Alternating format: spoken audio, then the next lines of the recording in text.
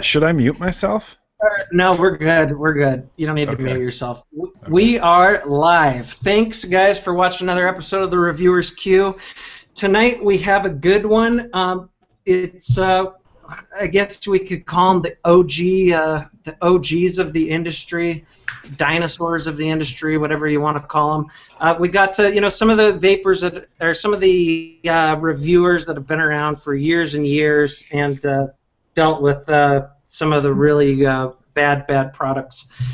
So we're just going to go through and introduce everybody. Flitzy, let's go ahead and start with you. Why don't you tell us a little about yourself, when you started vaping, what your first device was? Hello. I'm so nervous now. I'm live. Flitzanu. I've been vaping since it was actually my vape anniversary. So February 19th, 2009 is when I started. I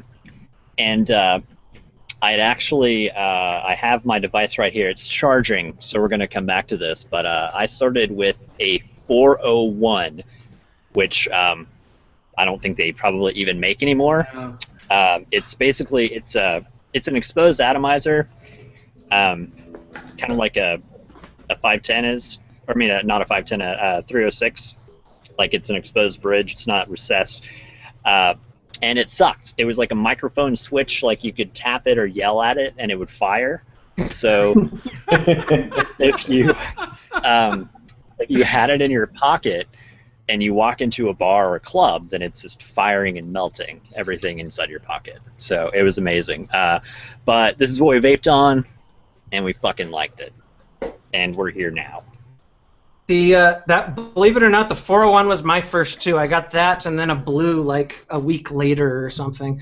Nice. So they were still making them up to a couple of years ago, but yeah, it was awful.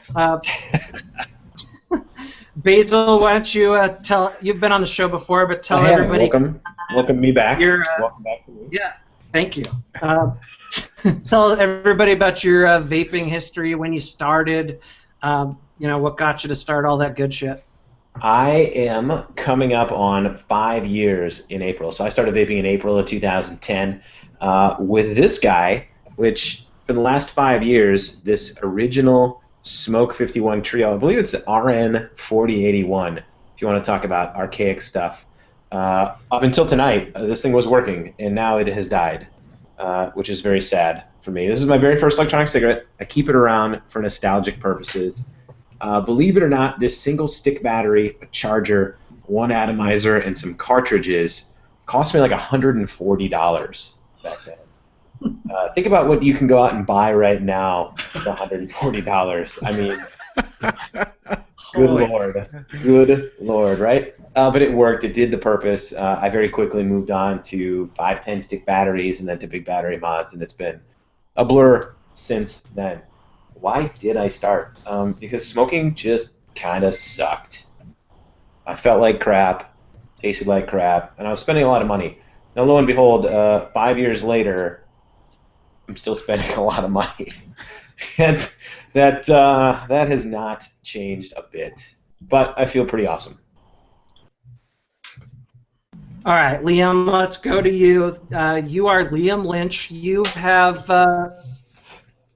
some old vape videos, Raven Vapes. If you guys haven't watched them, you have to watch them. There should be a link in the description. Why don't you tell us what got you started vaping, what got you started making the YouTube videos, all that good stuff? I smoked for a long time, and I tried to quit several times, and nothing ever worked. I ended up quitting for 3 years, and then went back to it again for another 10 years. And I saw online a video of an electronics trade show, and I saw my first e-cig, and I ordered one online from China, and it worked terrible. And then I got an Enjoy that was a 3-piece Enjoy, and this was in either, I think, end of 2009 or beginning of 2010. And I smoked vaped for a while just because nothing worked that great. And then I got an Illuma Sig, and then I got and then Enjoy invented what I think they invented, the cartomizer.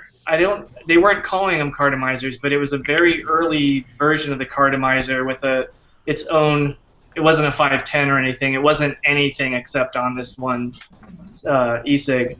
And that worked really well, and that got me off the cigarettes in 2010. And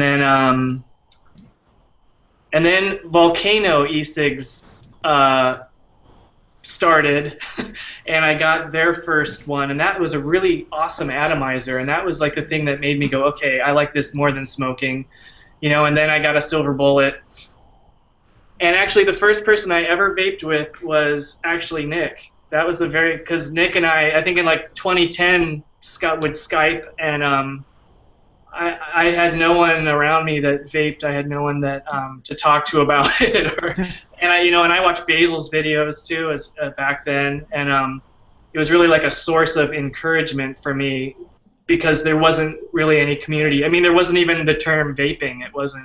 There wasn't anything, you know. You know what's cool about that is that I used to race home to watch your videos in high school. Yeah.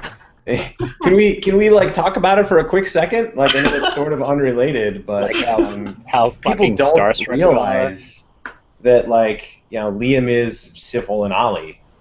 You know what's really funny is that on Syphil and Ollie there was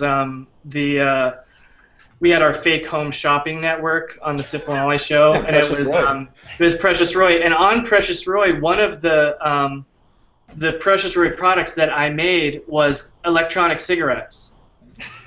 It's on Syphil and Ollie, and it's like a cigarette with a power cord coming out of the end, because I thought that's the most ridiculous thing ever. That'll never happen. and here I am, like, you know, like. But it's true. We did electronic cigarettes on, or no, it's just called the electric cigarette. That's what it's called. Yeah, if you guys out there don't know who Liam is, I definitely suggest Wikipedia. Is that a word? Wikipediaing? Yeah, my website. Check out Liam Lynch on Wikipedia. I don't know if Wikipedia is right for me, but on my website, lynchland.com. It said that you're you know, a big drug dealer now and all kinds of good stuff. I did tell Vanessa that I was going to make fun of her because she sings your song every time she karaoke's. It's your song, the whatever song. I don't know how anyone could do that. It doesn't do it well because there's gaps, like there's big spaces, and if you're not playing it yourself, I don't know how you could time it right to say all the things before. I don't get it. You got to be really, really drunk. The only cool thing that came out of that song for me personally was that I got into the Guinness Book of World Records. Nice. Whoa. I have a Guinness record hanging, like a Guinness World Record hanging in the next room in my studio, and that's like the coolest part of that song for me. Because it was the shortest length song to be top 10. Oh, cool. Why don't you tell everybody about your vape vids that you made? Oh, yeah. So back in the day, you know, in like 2009 and early 2010, I was trying to learn about vaping, and there wasn't a lot of information, and Nick was a really great source for me early on, as well as there were other other early YouTubers like Movie Ghost, who doesn't do it anymore, but you guys might remember. That guy ran the hell out of town, man. Yeah, I know he did. And but I used to watch his videos back in the day because guilty. He had a lot of videos, and also, you know, like Smokey and Indoor Smokers, they were also, you know, very early YouTubers, and so I started watching them so much, and I started seeing these things that everybody does, and you know, it started becoming a formula for reviewing, and it just started getting warped in my head from watching and trying to learn about it. And so I decided to make my own fake reviewer and just review things that don't exist and eat like things that don't exist. And so I did. I started making them, and I actually first opened my YouTube channel just to make those. I started video podcasting in like 2003 or something, but usually I had a podcast, Lynchland, that was via iTunes. And then people would take my podcast off of iTunes and chop it up, and they would put it on YouTube. Like, I have a video called Drinking Out of Cups that was from my podcast, and that has like so many people have posted it, and they all have like 18 million views or something. But so, you know, I started reposting some of my older stuff that other people had already posted on YouTube on my channel, and kind of grew my YouTube channel. But it really started with making the Raven Vapes videos, and I'm going to be making more actually. I have 2 new ones written that I'm gonna do. That's the best thing I'm going to hear all night, right there. That's awesome. Yeah, I've got 2. I have them written out, and I don't know what people are going to think of them, but I have 2 ready to go. Yeah, Flitzy was actually the one that first told me about your videos, and he gave me a link, and I watched all of them at one time. We actually have a little clip of one of them, one of my favorites, definitely. So I think it's queued up.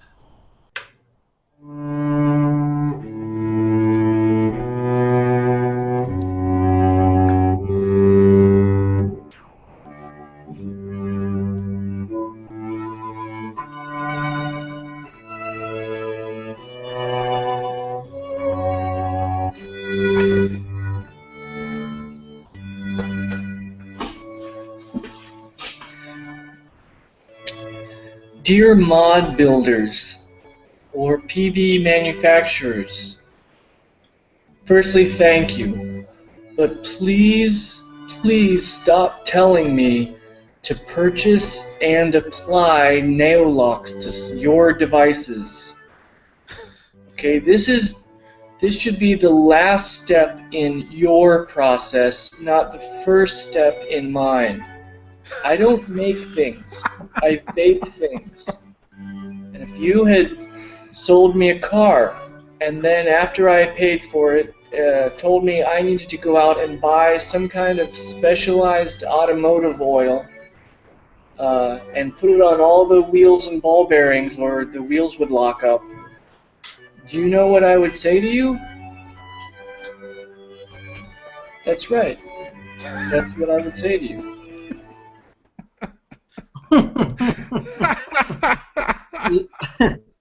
I laughed my ass off when I first watched that one. That one was great. But yeah, I'm definitely psyched that you have more coming out, and hopefully one day I can learn how to vape hard as well. Yeah. Is it still going to be 5 volts though? Because nobody. That's the thing. People are just saying it as Raven Vapes, and back then it was 5V, 510, and like I don't know that it's 5 volts because I haven't vaped volts in a long time. What is it? I don't know, watts. I don't know. 50 watts. I think I might just have to drop it to just Raven Vapes. Yeah. 13 Yeah. Raven Vapes, 13.5 watts. Yeah. All right, well, let's go on to Grim Green. Nick, some of the first vape videos I ever watched, and which helped me out a lot when I started vaping. Definitely, like you and Scott were like the 2 of the OGest OGs. So why don't you tell us a little bit about how you got started vaping, what your first device was, all that good stuff. The OGest of OGs. You're making up words tonight all over the place, Matt. Wikipediaing and all that. Yeah. Wikipediaing, OGest. Yeah. So I guess Liam's in the room. I'm flustered, bro. Oh, don't be... You're not. But flustered when he said you were an OGs, he meant like, oh geez. Yeah. Oh, Oh geez. He's the OGs of vaping. I started vaping in January 27th, 2009. I bought a Smoke 51 kit, kind of like the one that Basil has. I ended up getting rid of it very shortly after that. And all that existed back then was stick batteries. So I bought a 901 after that, which was and then a 510 kit after that, which was much, much better. And then mods, started coming out and stuff like that. And I got a screwdriver, which was, I believe the screwdriver was the first commercial mod. If I'm wrong about that, I think it was. I think the screwdriver was the first readily available. And then the silver bullet. Yeah, and then the silver bullet, and then the Cisco laser pointer was in there somewhere too. Yes. In fact, I still have my Cisco laser pointer in my cabinet over here, but I don't. Who has a 10440 battery? I'd have to buy a 10440 battery for it, and I just don't wanna. I don't want to deal with that. But yeah, I've been doing vape videos for about 6 years now, which is crazy. And Basil has a gooseneck on his Hannah mod. With a Nautilus. I've got like 3 of those. I need to get out my goosenecks for a retro vape segment on the vlog. I just have to. That's the second version of the gooseneck. Right. The first one was silver, and then they came out with the shorter black ones. And Yep. I still have the original silver one. I got it in St. Louis at the St. Louis Vape Fest in 2010. That's when I walked into the room and everybody was using a gooseneck, and I was like, "Oh no, this is gonna be a thing, isn't it?" I'm about to go there. Yeah, I'm about to go there. That one right there. Yeah, that's it. It looks like the tip looks like a propane torch. Totally. Like there's air holes in it or something. Yeah. Yeah. Especially when you had it on a silver bullet, it looked completely like a little blowtorch. Yeah, it looked exactly like a little blowtorch. Or on my Omega. Yeah. You think you can sub-ohm? Flitz, test it out. Sub-ohm for a gooseneck. I'm gonna put it on my tank. I just had a nickel coil in the Nautilus on it running temp mode through a gooseneck supposedly. Really? And it worked? Yeah. Wow, it worked pretty well.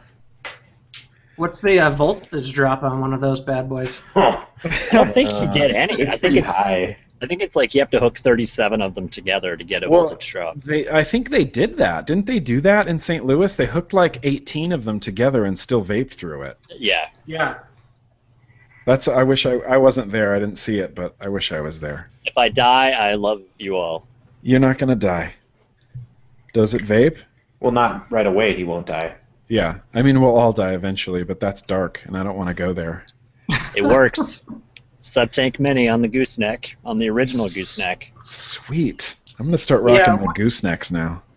One of the biggest, I definitely respect you, though, man, because 6 vape years feels like 30 normal years. I mean, the way this industry moves, it's, I've only been reviewing for a year, and it feels like it's been 5 years already.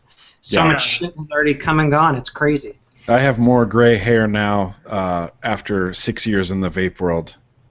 My whole head's gray. Well, and so many things. I was so young when I started. So many things have come, gone, and come back again. Yeah, that's true. Like squonking or bottom-fed devices are all the rage again. You guys remember the Mr. Puffer? Yeah. Or the Rio. Yeah, the Rio. The Rio. Liam gave me a Rio as a gift. Yeah, I gave you a Rio a long time ago. That was in 2011. Yeah, the Rio Grand. It's boss. I still have it. Yeah, I love the Rio. Those were great. I used them with cartomizers. Graham also kept the box that it came in too, just so you know. I did. I kept the box and the notes that came with it. Cute. Oh yeah.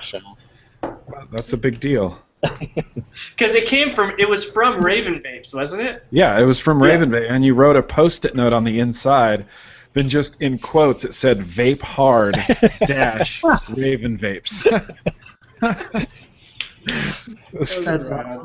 if there's a vaping Smithsonian someday, that needs to go in it. You have to donate that. Yeah, the vaping Smithsonian. A Post-it note signed by Raven Vapes. People be like, Raven who? Yeah. Raven who? So, Nick, we got a clip for you. Candy is a video Candy found today, and it's shows a lot of different clips from your earlier stuff. So Sean's gonna cue that up now. It's 3 minutes long. If you guys get bored, go ahead and.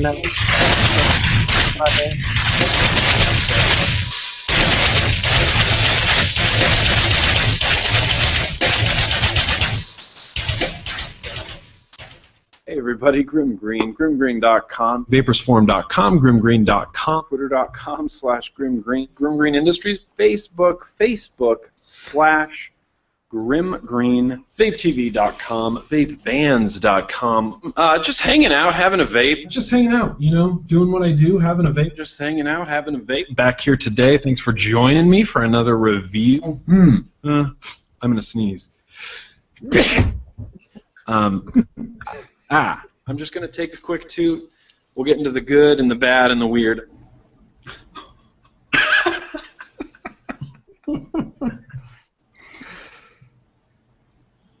That's amazing.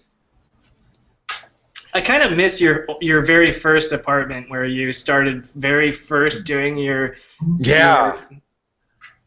desk with the drawer and everything. Yeah, I still have that desk. I'm not currently rocking it, but I still have that desk. Love. It has like a grip tapey finish to it, which is really nice. It feels really good. It comes in a rainbow of friggin' colors. Look at that. Look how adorable that is. Snug. All these edges are sharp as fuck. Feels nice. It looks slick and classy. It smells like celery. Sometimes. Sometimes. Pardon me. Variable metered unit. God, what does VMU stand for? But don't tell anyone. I realize that I'm Grim Green. Clicky, shiny, pointy, techy. Wiggly.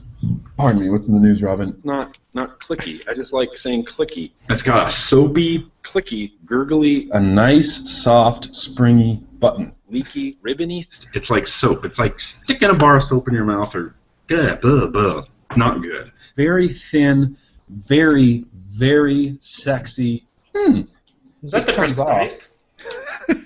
Kind of. What the hell? I'm not mechanically take-aparty, fiddly, put back together inclined. Angry Pirate Dimensions. It pretty much just is a big fluxomizer.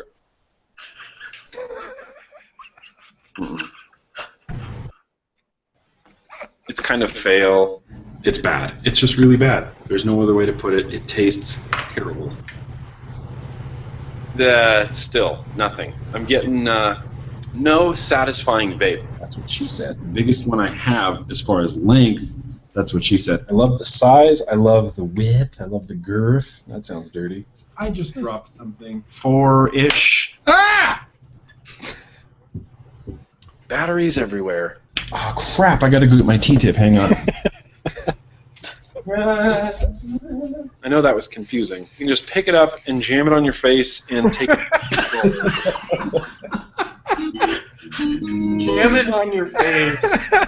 That was the copper. The copper mod had that switch. That's right. Just pick it up and jam it on your face. Jam it on your face. That was a terrible switch. Yeah, horrible switch.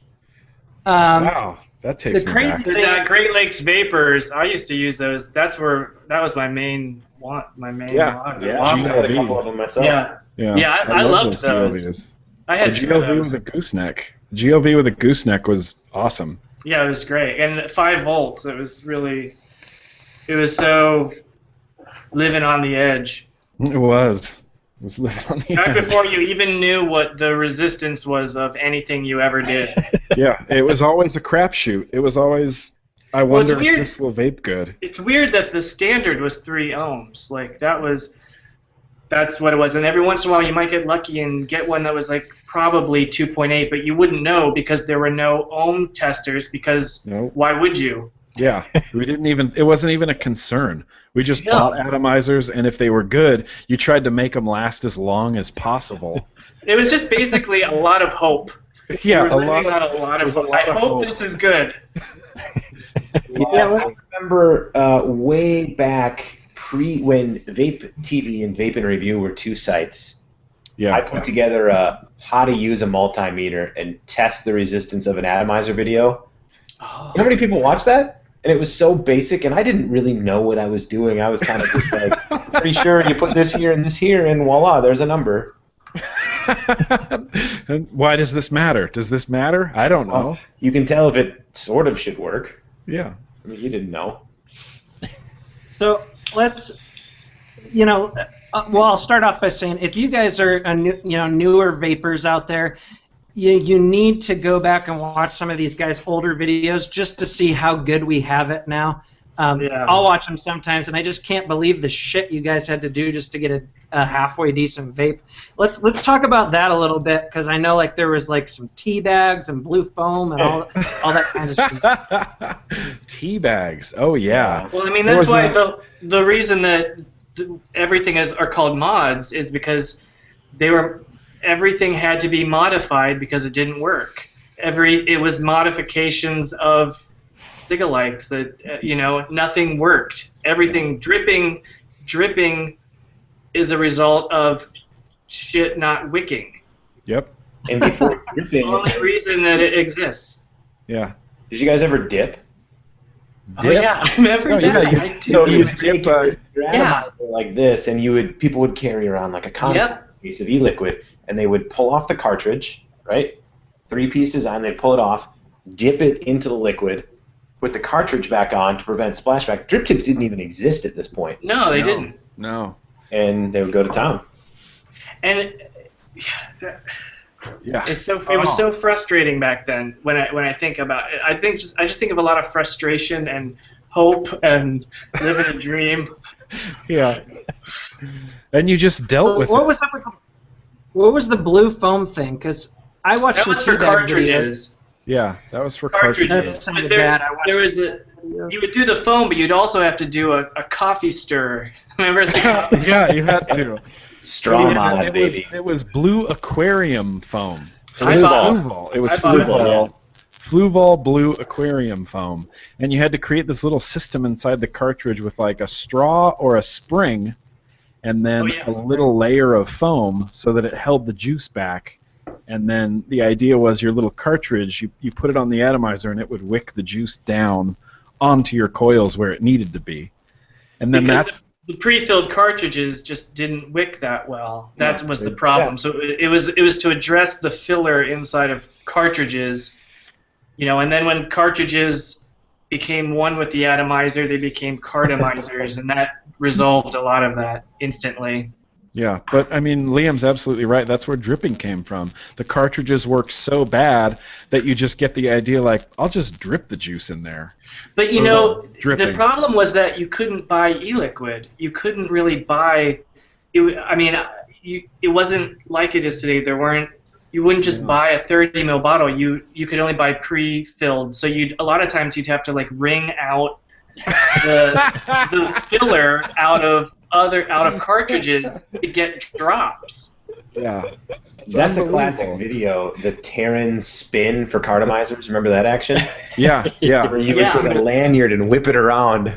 His videos were some of the first I ever saw. I mean, his videos, was it Vape for Life or no? Yeah, it was Leaford. Yeah, Leaford. I wonder where is he still around? Where is he? I think he went to Vape for Life. I think you were onto something. I think he went to work for Vape for Life. He left Vape for Life, Vapor for Life, and went to Blug for a while, and was heading up Blug. That was the last I heard about him. He was working for Blug. Kickbacks. Sell out by Leaford. Well, what's crazy is like when you think about it, this shit was only 6, 7 years ago. But the way you talk about it, it's like back in my day in 1924, we had it's crazy how batteries. It's just because it evolved so fast. Yeah. I mean, the industry and the invention, trying to get it. I think it's just because so many people saw how much potential it had, and then how much potential was there. But it just wasn't. It's like one of those things where you're just always chasing the vape, the better vape, and and we still are, I guess, right? Well, and the industry, I think, was really moved forward by the community because we wanted a better vape. So we were all kind of like experimenting with shit. Like, how do I get a bigger battery in here? How do I get more flavor? How do I get more vapor? So we were all kind of pushing it forward together. Yeah. I noticed that my vaping today is really still a reaction of all of my frustrations when I first started. Like I'm using, I have like an 11 mil tank with, dual 18650s, because back then it's like, God, I wish I could have as much, like so much juice that I could bring with me, and I wish I had battery life that lasted 2 days, and I still vape like that. I still go for really big tanks that hold a lot and huge battery life, just because we were so denied. Yeah. That's where I think vape videos back then were so important. Nowadays it's there are build videos and stuff like that, but it's a lot of just reviews. But I mean, you guys would make videos. Yeah, you'd review products, but you'd also make videos on how to actually make them work decently, and that's pushed the industry forward, and I think sped things up and made things get better faster. Let's talk about like community a little bit, like the differences between the community now as opposed to back then. Now it's like there's vape groups everywhere on Facebook. There's a bunch of forums. I mean, how would you guys? Well, there's brick and mortars. There weren't brick and mortars. Right. Yeah. That's a big hub for community, I think. What were like some of the big forums and stuff you guys would use back then? I think everybody started at ECF at some point. Yeah, and rotated from there. Back when it was good. Yeah. I mean, would you guys say like that the community at the start, a lot of what brought random vapors together to meet like within a YouTube realm was trying to get stuff to work? Yeah, it was all troubleshooting. It was troubleshooting. Yeah. It was all troubleshooting, and this is back when ECF was like a few thousand people, and I would go to ECF every single day, and you see the same people over and over and over again, and you're all talking about the same thing. It's like my atomizer's burnt, my battery, it was all troubleshooting, and it was. How do you clean? Can you clean an atomizer? Yeah, boiling atomizers. Can I boil my atomizer? Can I boil my cartomizers? Yeah. Yeah. So we have another guest show. Let me see if I can make it work here. Field of Vapor, are you there, buddy? Hey. He's muted. Uh-oh. Hold on. There he is. Oh, no. He looks confused or incredibly statuesque. I think you have to unmute yourself. Or incredibly statuesque. Just very pensive. Yeah, just very pensive Field of Vapor. Is my audio okay? I'm getting reports that I'm crackling. You're a little It's crackly. a little Staticky. Is it crackly? Yeah. I just didn't want to correct you because you're Grim Green. No. Yeah. Oh, God damn it. Just tell me. I don't want to look like a fool. Did anybody take advantage That's of better. just wondering, because did anybody take advantage of the Super T manufacturing going out of business opportunities? I thought about it. To this day, my favorite drip tips are my Super T manufacturing, and I got them back in like early 2010, I think. They were the And- first ones, weren't they? Yeah, they were the first ones. And they're still my favorite ones. And like when I heard that they were going out of business, I just bought like shit. I'm like, I need all kinds. I need every kind and size, and I need every finish, and Right. But like this one, That's ridiculous. it's good though. Were they like on sale or were they like still full? They were price like drip they were like a third of the price. Okay. Oh, wow. Because his drip tips were expensive. if They I were remember really correctly. expensive. They were like Really $25 a pop. They were like $5. Oh, wow. Well, shit. I'm surprised that he held out as long as he did because he was never a vapor himself. Yeah. It was all for his mom, which is evident in the fact that he refused to move away from washers and O-rings for battery adjustment. Yeah. Yep. Yeah. Plus, he patented the bottom firing button. Booyah. Which made Oh that- yeah, I remember he sent out remember a whole that. bunch of cease and desist letters. That was a Yeah. heated episode of Vaporcast back in the day. I remember It that. stopped existing. Yeah, remember he kind of that made some shit. enemies from that.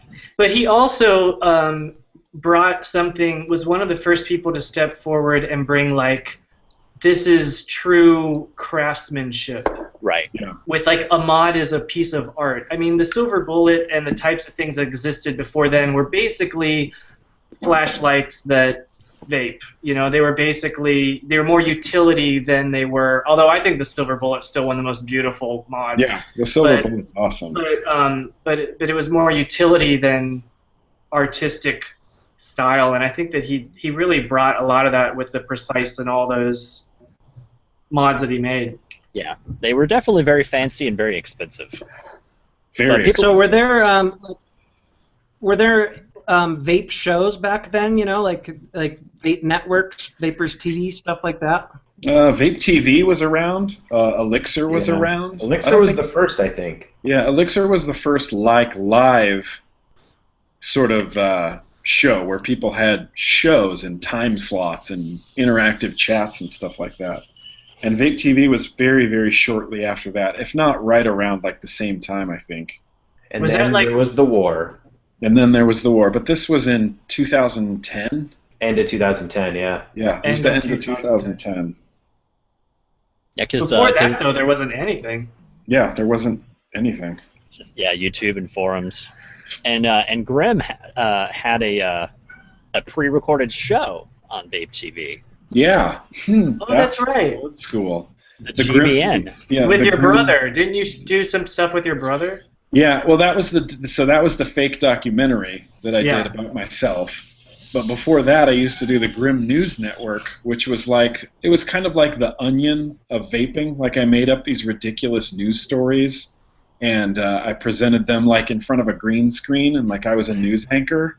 And I was like, today, I don't even remember the topics that I talked about. One of them was that there was a juice that turned people into zombies. And because I remember I used a video of Flitz in full zombie makeup. He was vaping, and so I was like, the juice is reanimating the corpses of the dead. I very distinctly recall the Grim Green being in bed with all the vendors video. Oh my god. That was a classic one. I want to see that. I haven't seen that in years. I got it somewhere. I was getting accused a lot back in the day, 2010, 2009, of being like, but kind of basically what just happened. Yeah. People were saying that, Grim's taking money for reviews, and he's friends with all the vendors, and that's why he gives good reviews. So we shot a video in St. Louis of me literally being in bed with all these vendors. Like I climbed into bed with like E-Liquid Planet and Pure Smoker. It was hilarious. It was hilarious. ELP's still around too, by the way. I just saw Josh at Vape Mania. Wow. Did they make that? Did E-Liquid Planet make that kit, that make your own e-juice kit that you ended up making, that tobacco that you loved more than any tobacco flavor ever? It was like a Virginia or something? Yeah, I still crave that tobacco flavor. They had the E-Liquid Lab. Yeah, that's what it was. It wasn't the Virginia. What tobacco? And you did that one in your kitchen because you were moving or something.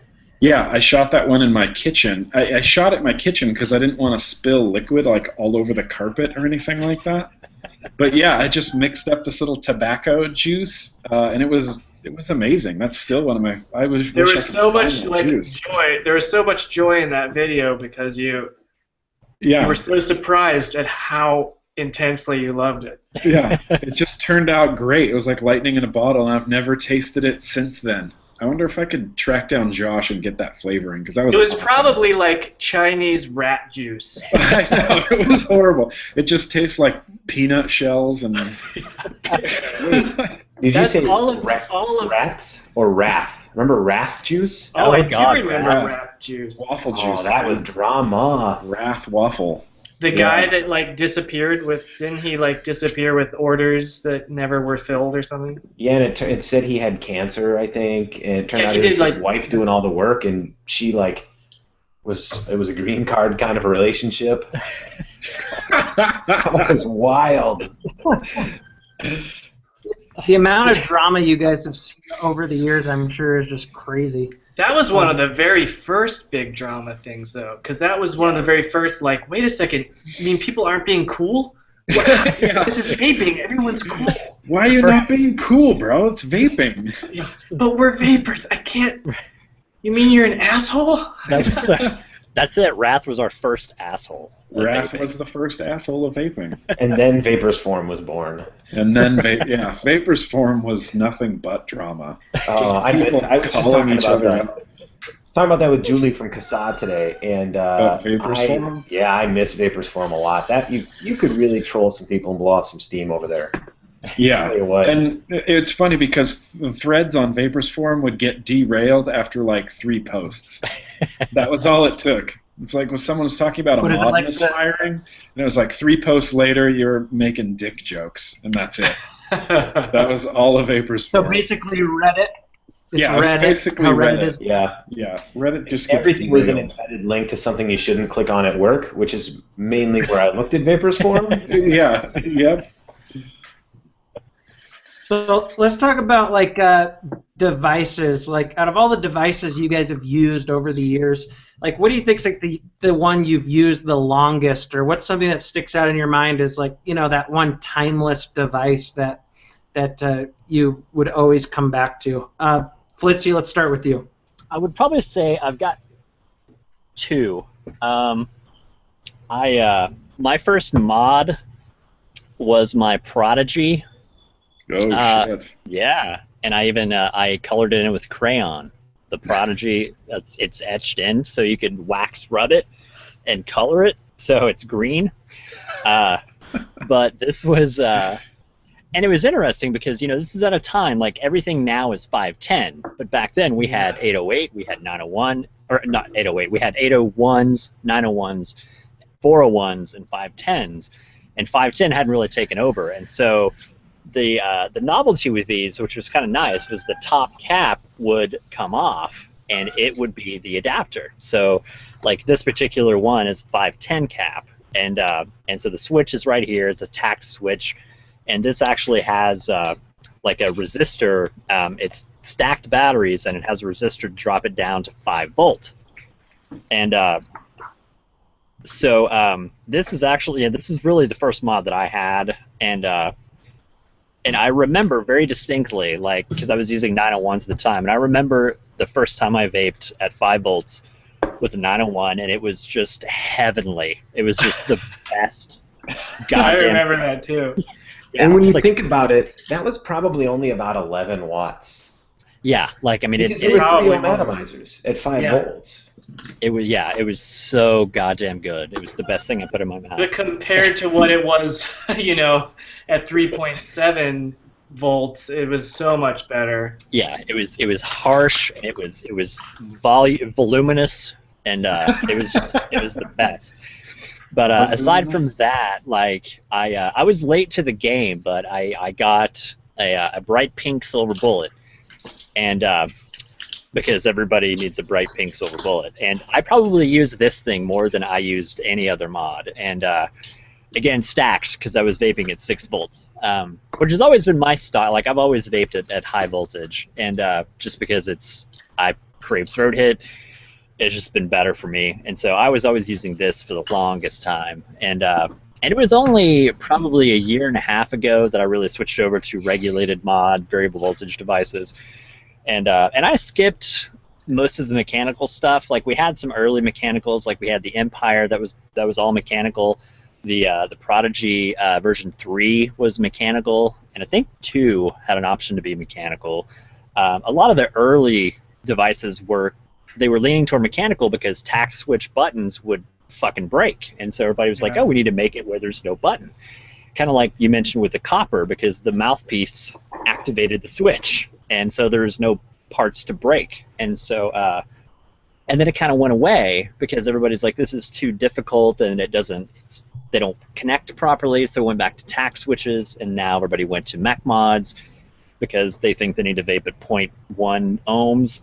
And and so, but I was always a big fan, like early on, going into variable voltage devices. It was always nice to be able to set your voltage higher or set it exactly where you want it, and so I'm kind of stuck with variable voltage, and it's nice that it's come back. That people are kind of going away now. They're getting away from the mech mods, and they're going back into variable voltage, and it's much safer. I mean, especially now with what people are doing. It's just it's a safer option. So But yeah, I mean, those two mods were probably the mods that I used more than anything else. Nick, what are some of the devices that stick out in your mind that you used for the longest?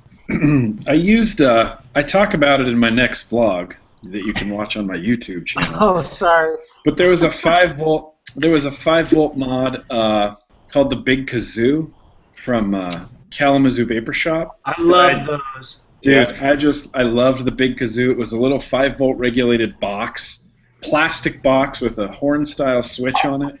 I used that a lot, and I used this green silver bullet. I probably used this mod more than anything on Earth.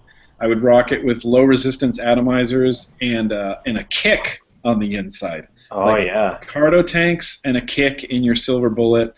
That was it. I used this mod more than anything ever on Earth, and I still have it, and there's no spring in the bottom.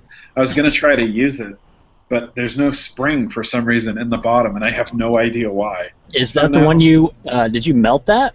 It's I think you melted that with. I did with a Vivinova. Yeah, with the Vivinovas. I've got one. I I remember can that. send you. Collapsed it. I I'll collapsed send you a the spring if you need one. I've got one in a drawer somewhere, I bet. You know what? I might. If I don't, I'll get that spring from you because I would like to rock this again. Just the Big Kazoo with a Cardo. Oh, man. My God. Forget about it. You're done. That was the best vape ever. Oh man, that was so good. That was amazing. Classic butterscotch liquid. Some clouds of clouds of vapor. Butterscotch. Clouds of vapor butterscotch. Cardo at 5 volts. That was. Yeah, that was it. Cool. That was the sweet spot. 5 volts was. That was 510. That was it. That's why you have the best goddamn name in the fucking YouTube. Yeah, exactly. 5 volt to 510 was the tits. That's it. That's what you need. at the time. It was in 2010. It was. Yeah. We have another guest that just joined us, Field of Vapor. You there, buddy? Hello. Can you hear me? I can hear you. Yeah, buddy. Well, everybody else kind of introduced themselves already. Why don't you just tell everybody, when your channel started, when you started vaping, pretty much your whole history. All right, since I'm the late guy.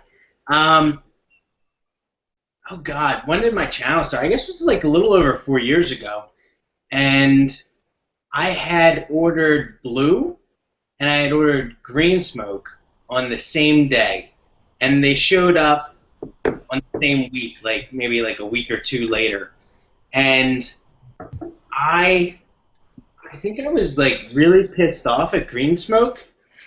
I thought it sucked. So I decided to start doing. I had watched a bunch of videos. Grim, I think I actually watched some of your videos. Oh, cool. And I was like, you know what? I've got a built-in camera on my computer. I could do that. So I was like, standard definition, really crappy, angled up at me. The ceiling. I took my laptop and so it was like the worst videos in the world. But I think that I went and I did a video review of blue and of green smoke, and then green cig, which was like awesome to me back in the day. And I absolutely took a crap on green smoke and blue. And I loved the green cig. It was just like really expensive and luxurious. It was slightly different than everything else. And then I thought that I wasn't ever going to do videos again because I didn't think that this was something that, you really I thought that these were people that just threw up a couple of videos because they bought a product. I didn't realize that people were doing videos every week. Right? Yeah. So then I started getting some messages. People asking me to do other videos, like, have you tried this? Have you tried that? And I was like, okay, you guys want me to do more videos? I'll buy more stuff. So I went and I just started buying a whole bunch of crap and reviewing it. And it's so funny because I thought that everybody who was using a mod I thought they were silly. I remember these conversations. Yeah. Oh yeah. And I was just like, "Well, you guys," I think I got into it with Basil. And I Yeah. was like, "You guys are silly with your big, huge tubes." We got into a big dick wagging contest on ECF. Oh, it was What awesome. happened is, around the same time, we both realized we were acting like a-holes and sent each other, like, apology, I love you letters at the exact same time. So they, like, crossed cyberspace to each other. And then we just kept in contact.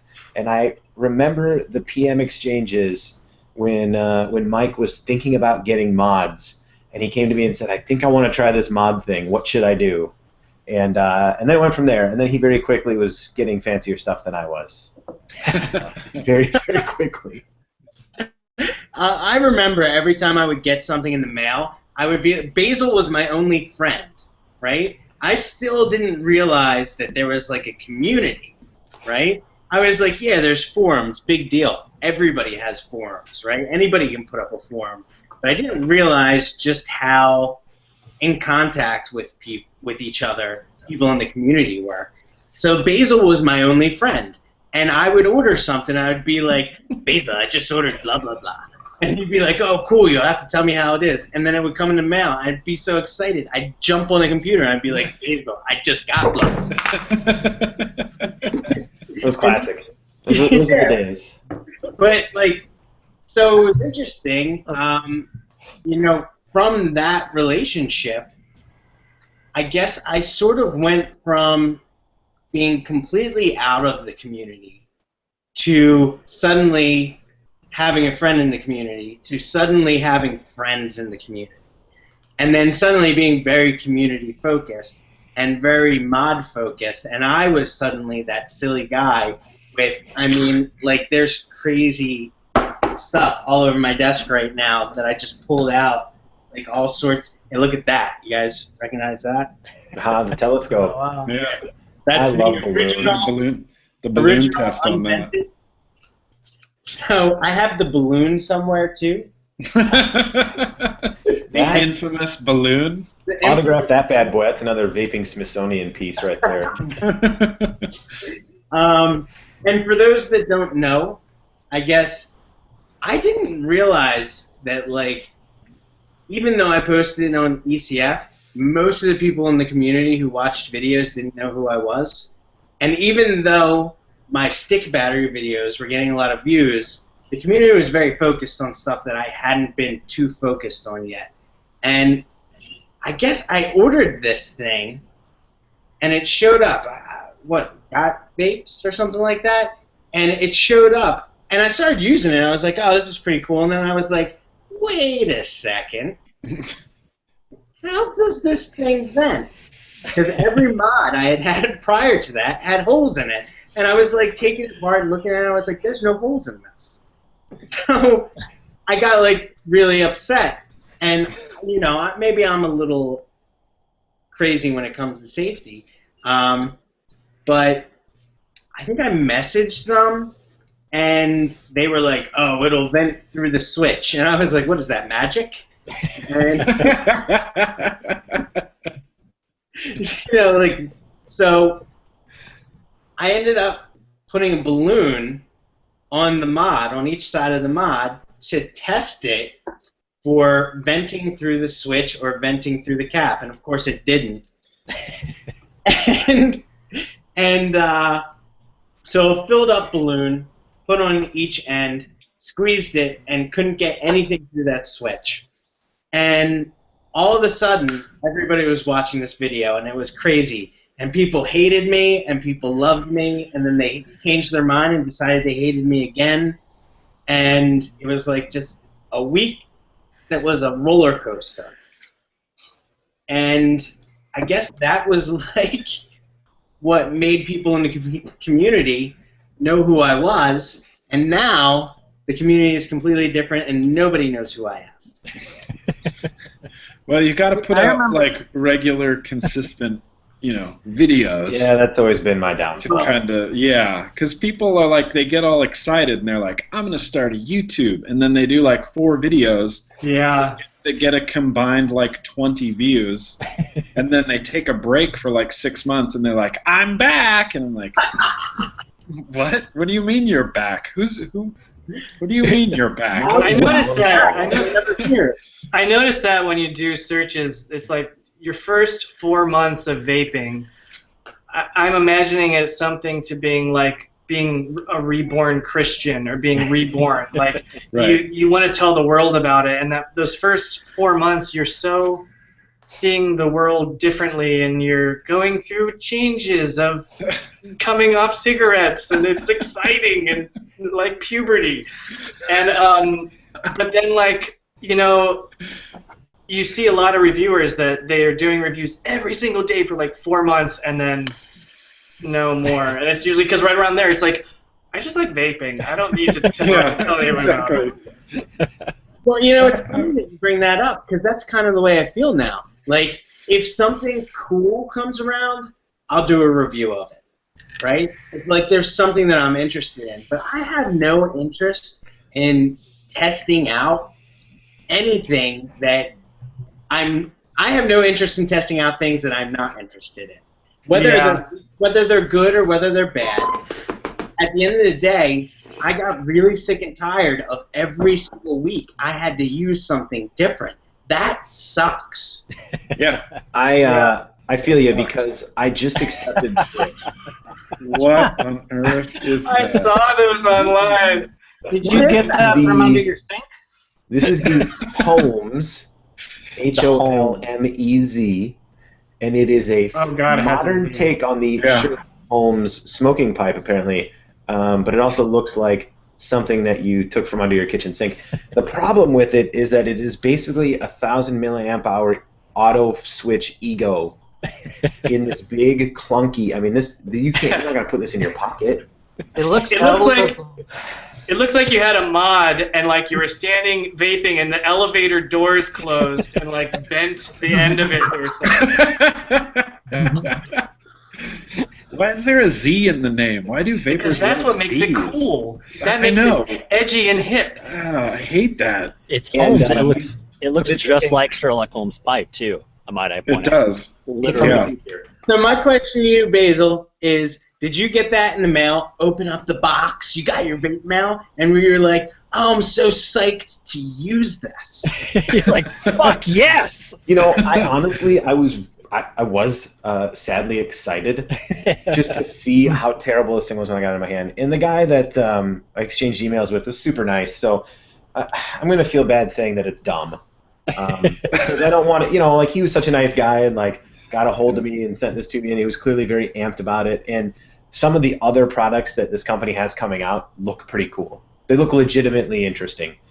This is not one of them. Was the atomizer part of it? Is it a kit? Yeah, it's what it is. It's just a fancy aero tank. Yeah, it looks like it. It's aero tank heads. That's all they are, and it's a fancier little plastic tank. It takes tanker heads. Yeah, like the old aero tank style, not the 7-ohm fanciness. Yeah. Yeah. Yeah, Mike, you were. I watched some of your videos back in the day too, and I remember you. I mean, I haven't been vaping for as long as you guys, but when you blasted something, you fucking blasted it. I remember your first video. I don't even remember what it was on now, but I was just like, this guy is a freaking dick. I can't believe he's so hard. I always liked that though. I always liked your videos because I felt like you were my vaping angry uncle. But sometimes you need that point of view. You need somebody that's going to call bullshit when there's bullshit, for sure, especially in an industry full of a lot of bullshit. Yeah, oh God, yeah, I'm a bit of a I'm very critical. Well, you got that East Coast thing going on.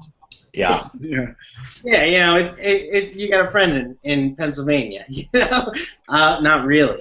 But, so, does anybody even know that's what our license plates say? Yeah, I did. I'm from Ohio. But, so, oh, God, yeah. You know what? When you spend any amount of money on something that sucks or was marketed in a way that, is deceiving, that's going to piss you off, right? Or that you buy and the very next day version 2 comes out, which I think is the biggest problem more than anything. It's just like it's like if iPhones came out every week.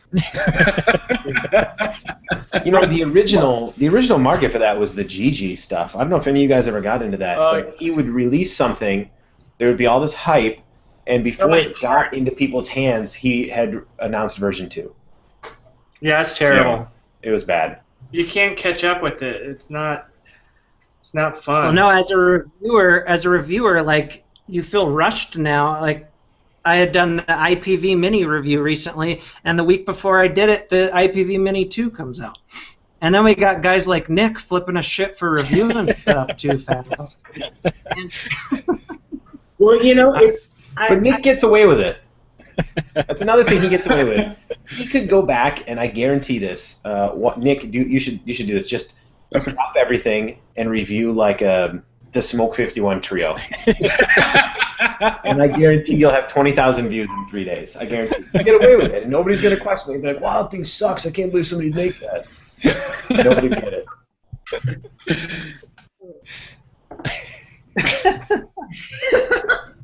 I gotta look at the list we got here. So, what do you guys think? Well, Mike already touched on this, but like throughout the years, what are like some of the most dangerous devices you guys have used? Like shit you've gotten and have just been like, this is not safe. You know, obviously there was problems with the venting on his device, but any come to mind with you other guys? The original copper, which has been touched on 3 times now. The original copper used to run on 2 CR2 batteries. Oh, that's right. Which were unprotected. Yeah. And That's right. it would run at 6 volts, and they were unprotected. It was vented, though. Like, it had a hole in it. But still, like, the batteries, like, you couldn't... Just so it could shoot across the room. Yeah. Just drop it. It's more like propulsion. And it was like you couldn't charge the batteries longer than, like, 3.2 hours, or they could blow up. You couldn't you couldn't overuse them. Like, they couldn't drop below like 3.4 volts or you would die. Man. It was like I used it like 5 times because I bought it for like $35. Then I was like, I'm never using this again because I feel danger. Like, I couldn't vape hard on that at all. The Alt Smoke BB also stacked. You know, those little CR2, those little green CR2 batteries, and that was great. And it was 6 volts. I used the hell out of that thing. You know, some of the scariest things I've received ever weren't the actual devices. It was the free charger that came with them, where you get like a single, you know, 18650 charger for free in the kit, and it's like plastic so thin you can see through it, and it's just so, and you just plug it in and it's just plastic burning smell. Yep. Like those, like I just recently cleaned out my vape stuff. I went on to like, what is it, like global industrial site, and I bought lockers, like a stacked school lockers, and I used those, and I just went through and cleaned out, and I had one whole locker that when you open it up, just stacked with like these really scary bad Chinese chargers and ego chargers that you know are just you dying in your sleep waiting to happen. Like, you would never plug them in. You never. You know. I melted one of those. Yeah, like the first mechanical mod I got, it was like a Empire clone or something like that, and it. All the problems with e-cigs are always related to the charger and not the e-cig. Yeah. So what about like vape conventions? When, you know, nowadays there's like one a every couple other week. every month. Yeah. So when did that start? Like when did conventions start happening? Like and you guys all finally got the first. When did the first Vape Fest happened in March of 2010? Yeah. And there was like maybe 40 to 40, maybe 50 people. That was Virginia, right? In the room, yeah, it was in Virginia. Yeah. And there was 4 vendors there and about 50 people. And the whole meet, everybody all left at the same time to go have dinner, and then we all came back. And it was just a handful of people there, and that was January 2010, which I think was the first like national meet where people like flew in to attend this meet. And I think before that, the Long Island Vapors Club was the only like regularly meeting Vapors Club like in the United States. And did you guys just like sit around a table and all fill your atomizers with blue foam and stuff? Yeah, that's basically what it was. I remember at the very first Vape Fest, Drew, rest in peace, Drew. He gave me. Drew used to send me free stuff all the time. Yeah. I love that guy. Yeah, Drew was amazing, and he gave me. I was there with a Super T tip, the drip tip, and he gave me a Delrin one. His Delrin drip tips. And, he says it in that New York accent, but he's like, "Yo, you're going to bust your teeth on that thing. Here, take this." So he gives me a Delrin drip tip. And I think I still have that exact Delrin drip tip from 2010. Drew was really rad because he really liked the Raven Vapes videos when they first went up. He thought they were really funny. And he, like, emailed me, and he's like, "I'm going to send you a bunch of shit." And I was like, "All right, but just you got to know that I'm not going to review it because I don't review stuff, and I don't want to review anything that exists." And that's why I was like, I was reviewing like pimp flavored e-liquid. And he sent me a bunch of stuff. He sent me like juices, and he sent me a big like care package, like just thank you box, knowing that I wasn't going to review it or anything. He was just a really a good dude. Yeah, Drew was really nice. He was a big cheerleader for the community and for the vaping movement as a whole. He really was. He really was. Which is funny because if you go back to like late 2010 or late 2011, everybody on the forums hated Drew. Yeah, but he was the nicest guy, and he just, the last time I saw him would have been at Vape Bash last year. Yeah, and, that's when I saw him last too. I walked in, I had my bags, my fiance was with me, and she was just kind of confused because every time I turned a corner, I saw somebody I knew that she didn't. So I literally dropped my bags and ran up and just gave Drew a big bear hug, and she's just looking at me like, "Who is this guy?" He had the bleach blonde hair and no facial hair anymore, and just Drew was super cool. Yeah, he was a really good guy. I liked him. I never got to meet him in person or anything, but we would exchange emails, and he had no reason to be super nice to me, but he was, and that was really nice. Seemed like a good guy. Yeah, were those really the packages that you gave away to yourself in that one video? No, that's right. Those were actually. You won your own contest. Yeah, I entered my own contest and I won both of them. And you know what those were? Those were the big kazoos. Oh, I had two big kazoos in those, and I actually bought. Those are actually two care packages I had bought for friends of mine, and so I got a bunch of stuff together for buddies of mine that are musicians and would never go out and buy the stuff themselves. So I was like trying to get vaping easy into their life. So I had those two identical care packages. I was like, I should totally do a contest. Like, this is the prize, because it looked like, a big prize of stuff. But I remember Nick. That was for Josh. Oh, that was for Josh. Oh, that's cool. Yeah. So here's a question. Sorry. I know just about all of you have tried it at some point, but I'm fairly certain Liam used to vape the hell out of it. The first time I ever figured out who Liam actually was, right, that like Raven Vapes was Liam, which equaled Syphil and Ollie as far as I was concerned, right? I was talking to Michael from Digital Cigs. Oh yeah, he was a nice guy too. Yeah, and he was like, it's totally him, like, he whatever. Can we talk about honeybees for a minute? Oh, honeybees. I still have a bottle of honeybees. 16 milligram. I was told I was not allowed to vape honeybees in the house anymore. Yeah, my old band, Glacier, they forbid me from vaping honeybees in our band practice spot because it was like a closed basement with no ventilation. Oh, God, no. And I would vape honeybees in there, and they're like, "Why does it smell like a wet dog?" And I'm like, "Oh, it's honeybees," and they forbid me from vaping it in there. What is that, gym socks? Yeah, what is that? Why does it smell like socks? What was the flavor profile? It was Honey supposed Nut to be. Cheerios. Yeah, it was supposed to be like Honey Nut Cheerios, and the flavor of it was great. I thought the flavor of it was great. But the smell, not so much. Yeah, Yeah. the exhaled vapor of it smelled like wet gym socks. There's a video from Andy Smoked a Vape from the UK of his mother's reaction to the smell of honeybees, which is classic. I just But watched see, it the other day. if they had done a twist and just called it like honey socks, it would have sold great.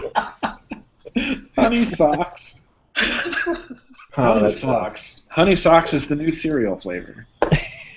So what about like what was was there much for advocacy back then? Like I know that there was a deal where Enjoy sued and won, but I mean, were people, normal vapors, were they active at all in that part of it? I don't think so. My earliest memories of like really realizing political things were coming was companies. It seemed to be more of a problem for vendors than it was for vapors, because it seemed like a lot of it was imports getting seized, by the FDA, which is what happened with Enjoy, and it seemed to be affecting vendors first. But back then, it was so under the radar, and it wasn't so much a movement yet that I think governments and things were really getting wind of it. No pun intended in that, but there weren't enough vapors, I think, to be seen early on. Would you guys agree with that? Or? Yeah, I would agree with that. And there was just no real community at that point. I mean, at all. It was some scattered pockets of people here and there. And I never saw another vapor, ever. Right. I mean, I went 2 years or more without ever physically seeing someone else doing it. I felt very alone in vaping back then. No one used vaporizers or e-cigs that I had ever seen. So it was I think it was too scattered for there to be a big problem. Right. Yeah. I feel like only in the past year to year and a half that I've been seeing people actually vaping. Like, Right. Mm-hmm. like I was in the same boat. I never saw anybody vaping. I was like, why doesn't anybody understand how awesome this is? Yeah, that's how I was too. And you know what? I work in the city, and I see people with their egos and their Cleros walking up and down the street every day, and I'm like, my mod's better than yours. I quit smoking better than you quit. No, the first time I remember there being a push for advocacy, it wasn't CASA. CASA barely existed. It was the National Vapors Club. Mm-hmm. I mean, Oh yeah. it was Yep. primarily Spiky. For Yeah, those you're right. that may remember, and I remember seeing videos of her and some other folks like the old school Vapors Forum crowd at a hearing in New York.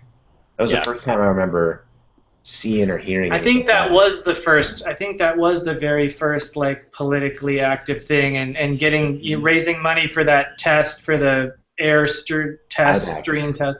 Yeah, I think that was the very first thing. Uh-oh. I And have all a the drama. YouTube video. Wait. Sorry. June 16th, 2009, I uploaded a video called The FDA, the E-Cig, and You. It was about advocacy. 2009, son. Oh, Yeah. Everybody fell asleep during that video. And everybody fell asleep. And there was another video shortly after that was help stop the UK electronic cigarette ban. And that Yeah, was in February of 2010. Yeah, because it seemed to kind of start around the same time. Like, we started getting fucked, and then the UK's like, oh, we're great. And they're like, oh, shit. Yeah, now we're good. Yeah, exactly. yeah. I'm a big. Dave Dorn was another one of the early.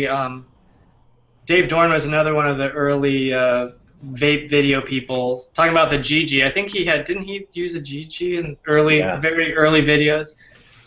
Do you remember his early drunk videos? I didn't the humor was lost on me, and I didn't care for him. But it turns out that on Twitter and stuff, we started bantering back and forth eventually. And he's a fantastic guy, and just He's a really incredibly great smart. guy. Yeah, really smart Yeah, guy he is. too.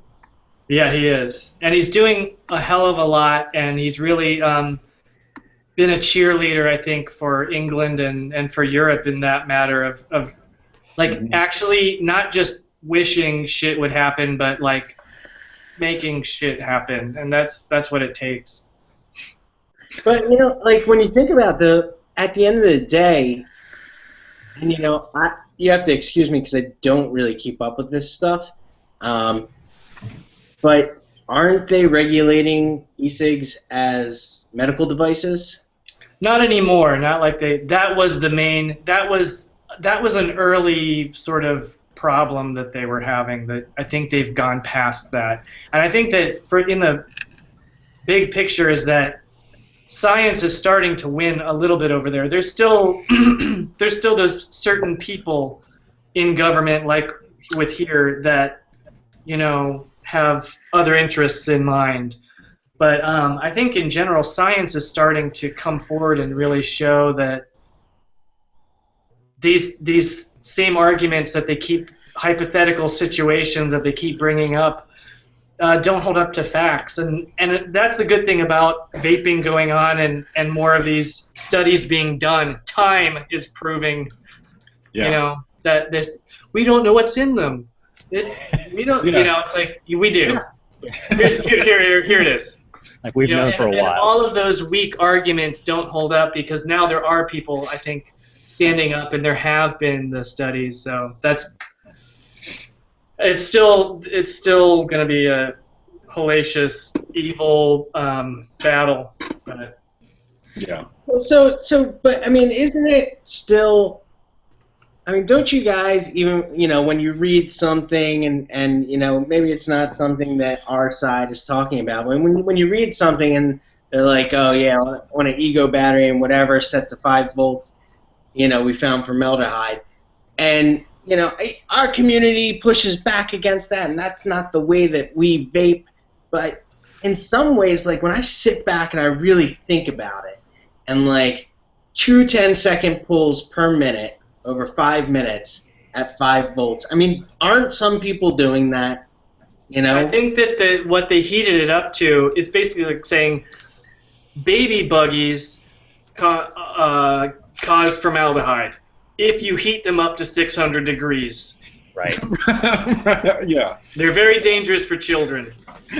Like, I don't know about you, but an e-cigarette, it's not 600 degrees. I think it was like over 600 degrees that they heated it up to with like no liquid on it.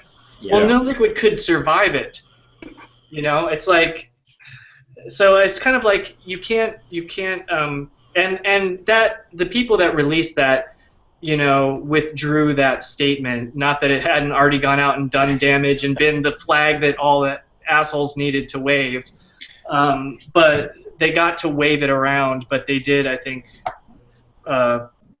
take it back because it was completely ridiculous. And then saying that e-cigs were more harmful than cigarettes, they took that back.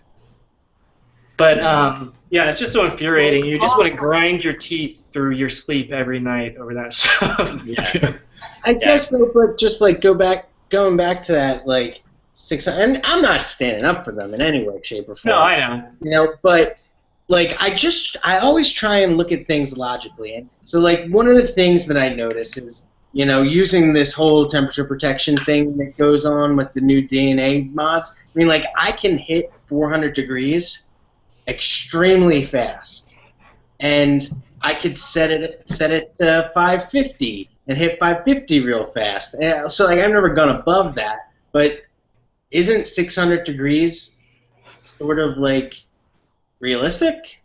I would think, with the DNA mod maybe, but like, talking about an ego that's maybe pushing like 3.2 or 3.4 volts, it seems like that would be much less likely. And I'm sure that they were using like, a VV Nova or some kind of like older style like you know, top device. oil Yeah. something. Yeah. Yeah. I don't think that you can. I don't think that. I think it would be difficult to create the circumstances that they created. I don't think you're going to naturally, and certainly a new user isn't going to. You know, unless you had a God mod and you stuck a fork in it and shoved it up your ass. I don't know how you're going to deal with that. I do that The with my fork- God the mod fork on is, Friday night. Fork is crucial to that scenario. Ooh, this mod's got extra God. Yeah. Oh God.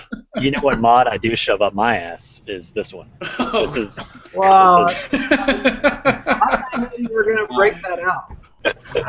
And this show has just received an R rating. segue. Yeah. So actually, like speaking about temperatures and coil temperatures, have we heard anything about that study on coil temperatures or anything like that? It's Dr. like, Farsalinos, you mean? yeah, I I mean, don't think that it's is happening. I think it's going in on process right right now. It got Yeah, funded. it's in process. Yeah.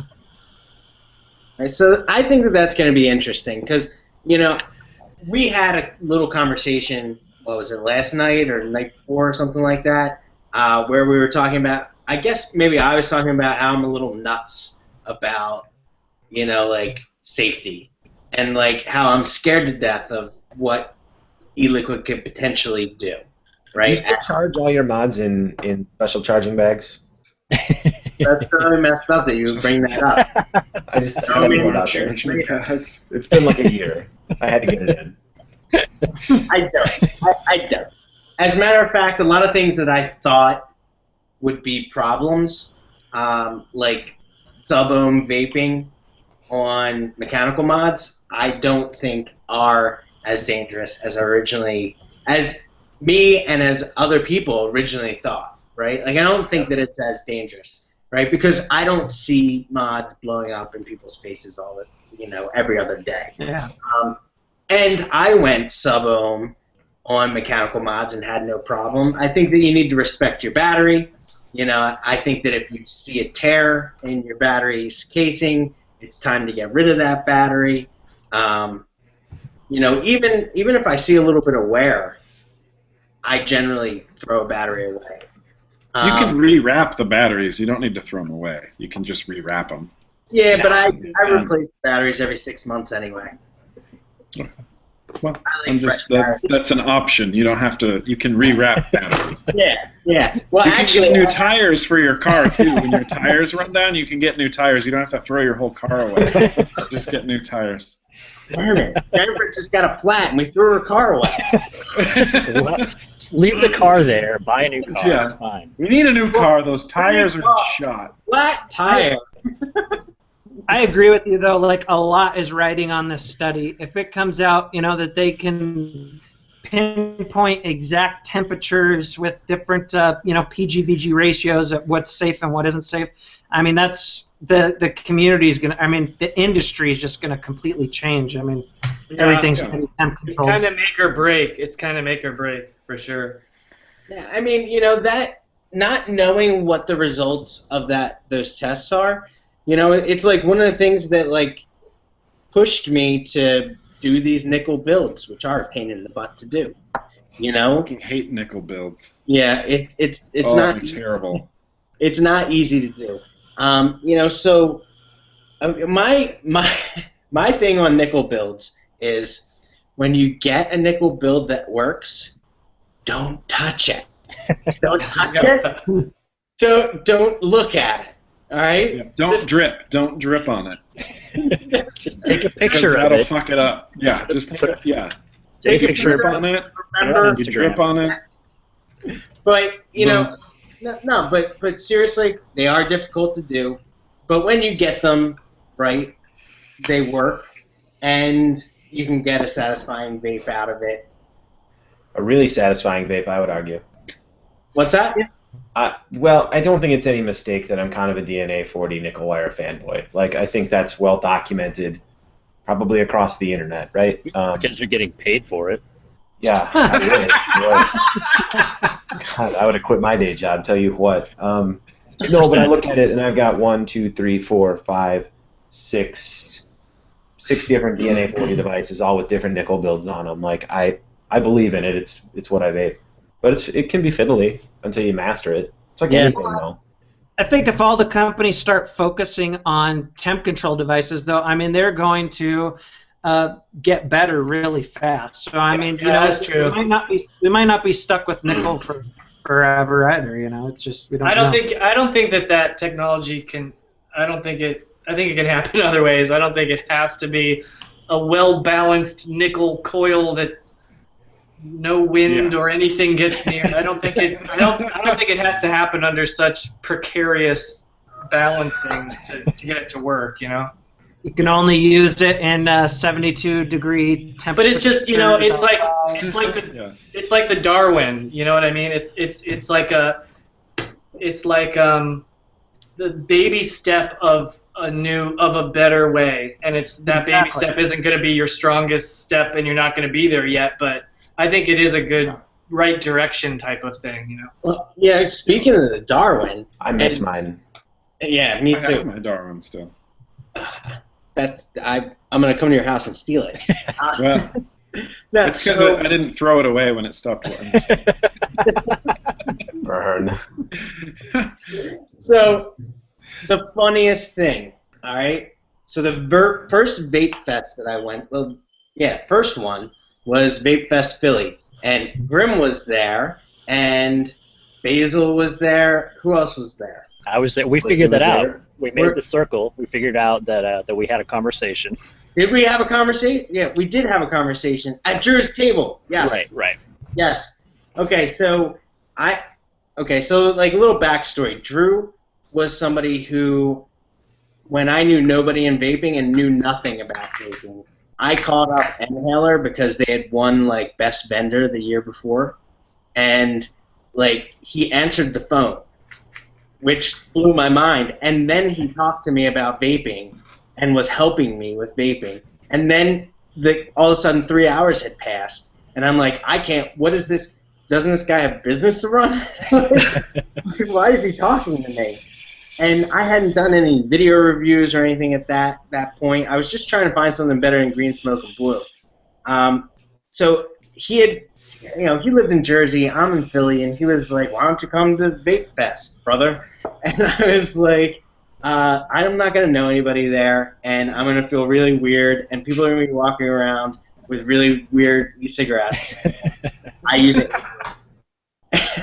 And he was like, "Oh, come on down, and you can follow me around." So I had gotten my first mod at that point, which was the hybrid mini from Croatia, right? I bought it on the ECF classifieds for like $250, which was ridiculous for a mod back then. And it was a Genesis mod, and I'm sitting at the table. Oh, God. Yeah. It was a Genesis mod.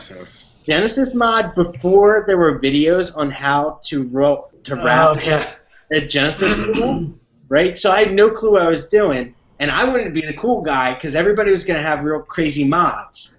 And I was like, well, I'm going to bring a really, really crazy mod. It's so crazy I don't even know how to use it. How crazy is that? I can't even use this shit.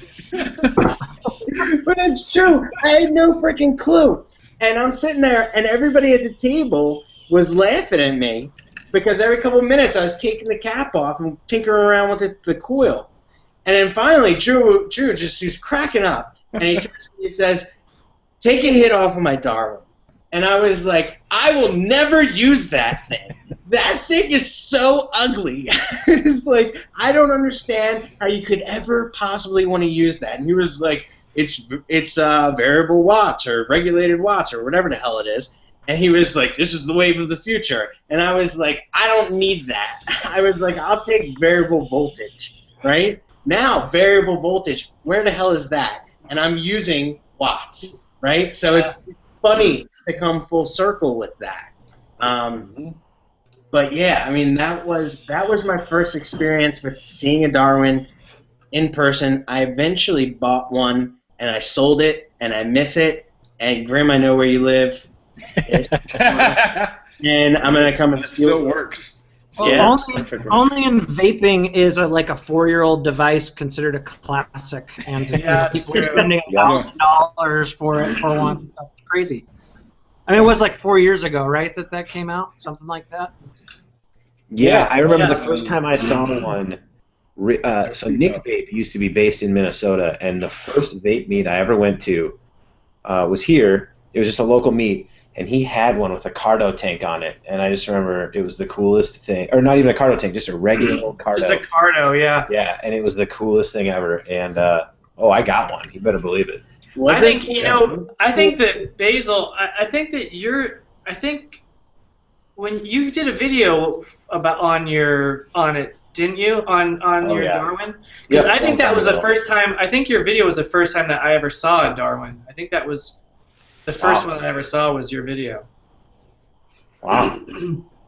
Basil, I almost queued up one of your old videos, and it was your karaoke video at the Minnesota Fair.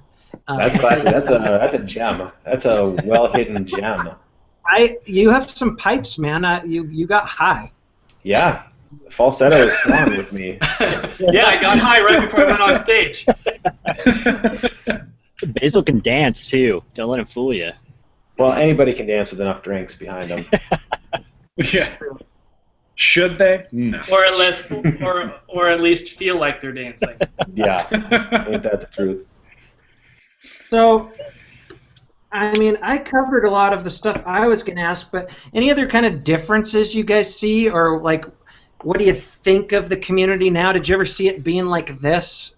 Did you ever see there being an 85,000 person Reddit, or you know what I'm saying? It's just out of control now. What do you guys think about it now?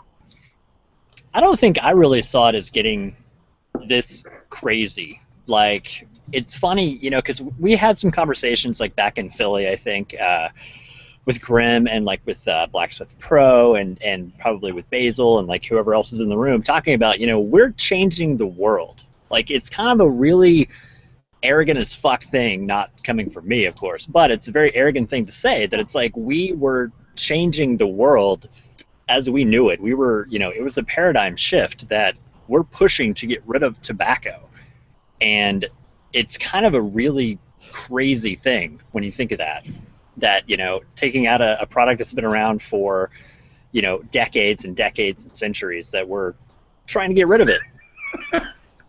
And that it's assholes like these people on camera that were making videos, and people are like, maybe I should try this whole vaping e-cig thing. And now it's insane, and like the government hates us and the states want to stop us from vaping, and like, it used to be like it was all carefree. We went to, St. Louis and Philly, and like we're hanging out and vaping and nothing's wrong, and now it's like hotels shut us down, and fire departments get called on us for setting off alarms and shit. Like, it's really bizarre how much it's changed. Well, don't you remember that, like, I think that I could speak for all of us, that the push to put a video out was, like, to keep on getting the word out about e-cigarettes. Right. And I don't know. Obviously I haven't done a lot of videos recently, but I don't think that that's needed anymore, right? Well, no, that's Right. kind of what I said earlier, was like back then you guys, the videos was like, it helped. How do you get a good vape? How do you MacGyver your shitty e-cig that you got? Yeah, and that was how I got started, right? I took it pretty personally that I spent, and my financial situation was a lot different then than it is now. But for me to go out and spend $130 on a single 180 milliamp hour stick battery and an atomizer, I didn't want anybody else to suffer that kind of fate, right? And the market was a lot different then. Now you can throw $25 down and walk out with probably a variable voltage Ego battery and a clearomizer, and it's going to be 1,000 times better than an expensive one back then, for sure. Yeah. that was the motivation for me, was trying to prevent somebody else from plunking down their hard-earned money on just something that just absolutely wasn't going to do it. Yeah. So Grim, you're still going strong, right? Yeah, still going strong. Right. You know So it. So I guess what's your motivation now? Because I think maybe you make more videos than any of us, other than maybe Matt. I mean, you guys probably make the same amount of videos, but I guess what's your motivation? How has it changed? People are, my motivation is when people will email me and just to say thanks, like, hey, I'm glad you did a review of the rig mod because I got one now and I love it. And I'm like, oh, cool. Like, that's cool. He was going to buy a mod. He didn't know which one to buy. He saw my review of the rig mod and then bought one, and now he really, really likes it. Like, that's cool because there's a lot of people, we see the community now, and it's like, yeah, there's fucking thousands of vapors, but we also have to keep in mind that there's people who just today started getting into vaping. And they don't know anything about mods or clearomizers or tanks or coils or wicking or ohms or any of that shit. And so that's my motivation, is the new vapors that are continuing to come into it, who are maybe looking to make their first mod purchase, maybe their first atomizer purchase. They want to know if the Kennedy is better than the Turbo. And that's why, that's why I do it, to help answer people's questions. And really, Turbo, I like... Yeah, I like... I like helping people, and now I do the vlog, which in an hour-long video, I talk about vaping for like maybe 20 minutes, and in an hour-long video, I talk about 20 minutes worth of vaping, and the rest of it is like beer and music and shout-outs and stuff like that. And so that's it's changing. If I just did reviews, it would get boring, but I do the vlog now, and so that kind of keeps me a little bit more motivated. Like, my heart is in the vlog. Like, I like doing that much more than just, here's the mod, here's the switch, the 510 sucks, it's a tube. But when I can get on a vlog and I can talk about music that I like and beer that I like and do viewer mails and shout-outs, and that's much more fun. So the vlog is really what motivates me to keep making videos. So I guess that's Go ahead, man. So I guess that's more like, I guess as this has become more mainstream, you look at the personalities on YouTube that are popular, and they focus on a subject, but it's also about them, right, as people. So I guess that's sort of the direction that you went, and I think that's pretty cool, and I think that when you're as big of a personality as you are, that knowing a little bit about you outside of just vaping, I think that's a really cool thing. So I actually like the fact that you do that. Yeah, for the longest time, I didn't know that Nick was anything other than just like vapor and tattoos. I just thought he was just one big pretty much. I know a lot about him. I went through his underwear drawer when I stayed at his house. Yeah, that's... Sharesies, huh? That did happen. No, I mean, Grim, I think, sticks around too because, us fuck-up newbie reviewers like myself, we need a grandpa to kind of watch over us. And be like, dude, what the hell are you doing? Giving out stage advice just left and right. No, there is something about Nick that just appeals to everybody, more so than most, right? So I think by Nick's own admission, he's probably not the most technical guy putting out videos, doesn't claim to know the most. And like I said, early in the show, there's not many people that are going to get away with, burping, cursing, and farting in a video and just have people, like, keep coming back for more. Like, there's just something about you. I don't know. Well, I mean, thank you. Thank you. No, I mean, I don't know. Like I said, I've never been able to get away with that kind of stuff. Not that I've tried, but... I think what it comes down to is Nick isn't a dickhead. So that's my problem. Yeah, so people, what you realize is that people don't like a dickhead. And then, when you have somebody who's completely and utterly, Nick is the furthest thing from a dickhead that exists on Earth, right? So it's true. It's true. That's why he's so lovable and huggable. He's genuine. He's genuine. I mean, he helped me when other reviewers blew me off when I started reviewing.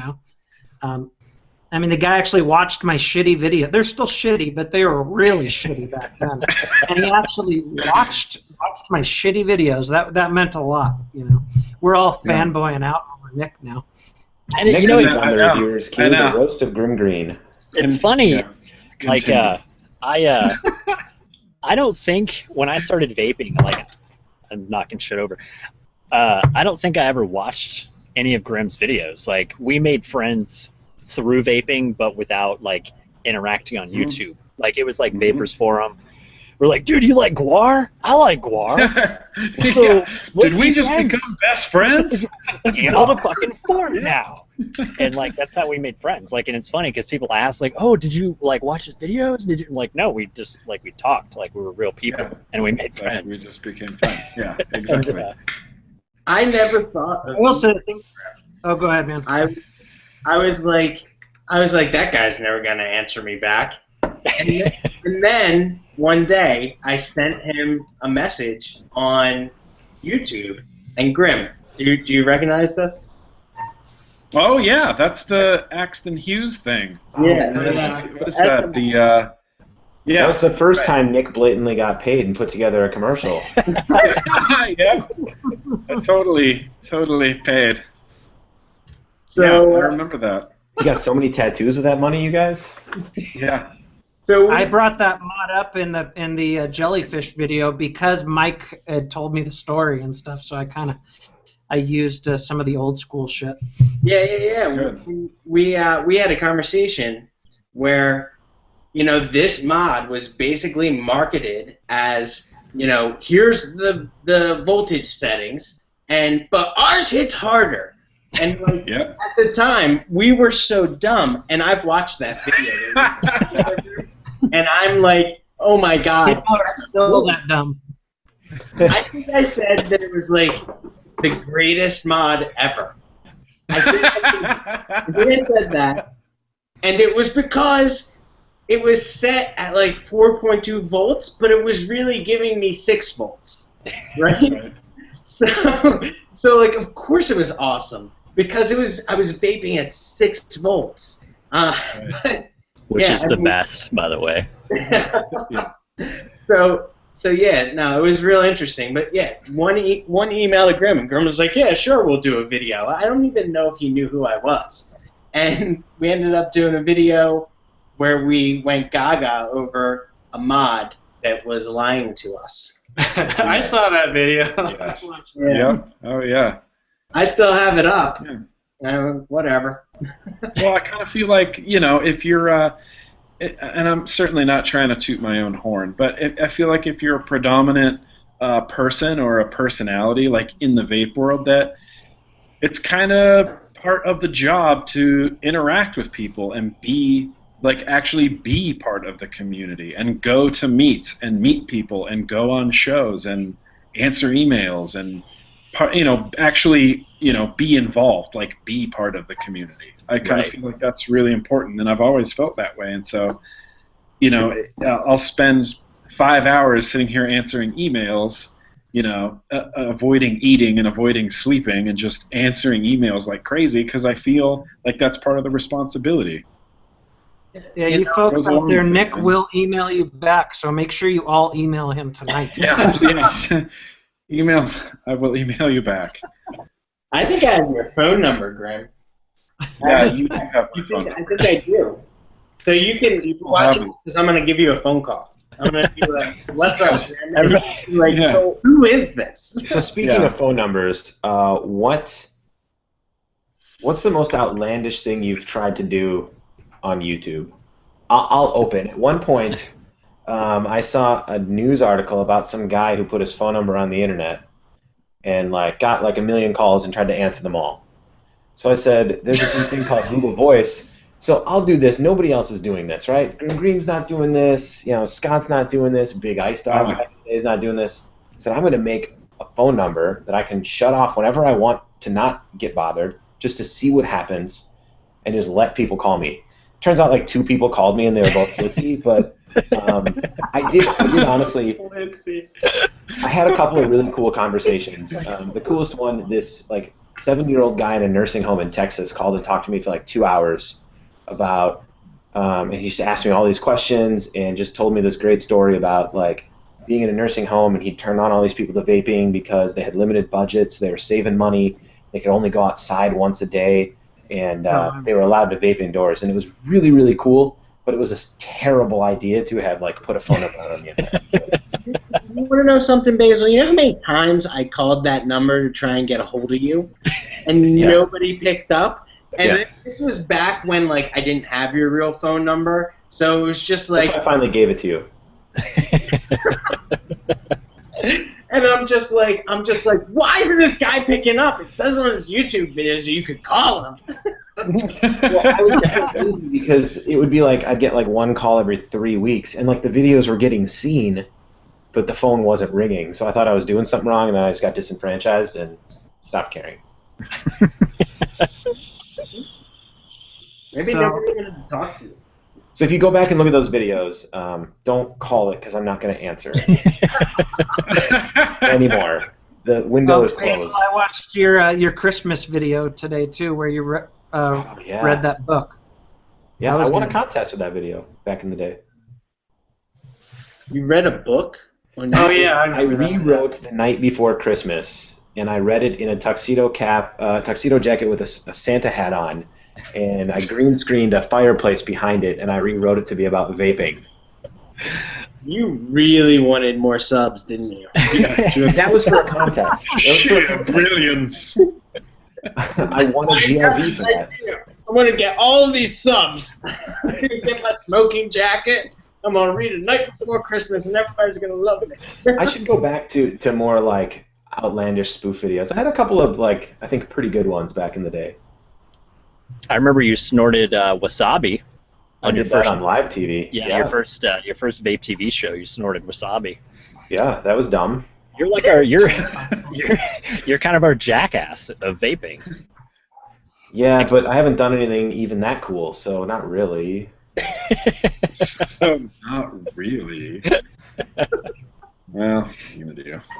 Yeah, You know, we need more of those. Because CJ stopped doing Learn them how too. to think We about need more your butt or vaping spoof videos. What's that, Matt? I said learn how to vape out of your butt or something cool like that. What? Why would you go straight there? Why would you go straight to vaping out of your butt? Straight to the Why ass. wouldn't Why would you go straight there? Why wouldn't Because you? that I would get him guess, subs. I would sub if a guy can, vape out of his butt. I would subscribe to him. They You don't know- allow that shit on YouTube. Oh, I wait. don't- when I have nothing else to say, it goes to anal talk. I apologize. It's a really sore subject, Matt. Can we not talk about it? Sorry, buddy.